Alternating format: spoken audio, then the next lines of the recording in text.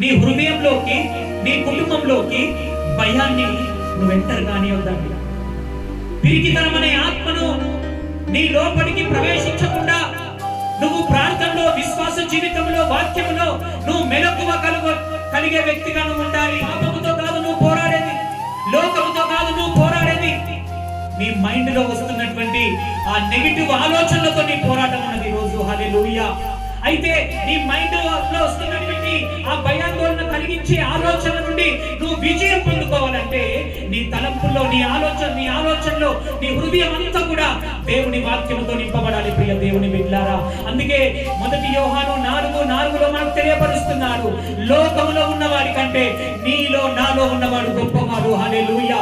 ఆయన సజీవుడు, ఆయన బ్రతికి ఉన్నటువంటి దేవుడు, నీలో ఉన్నటువంటి దేవుడు.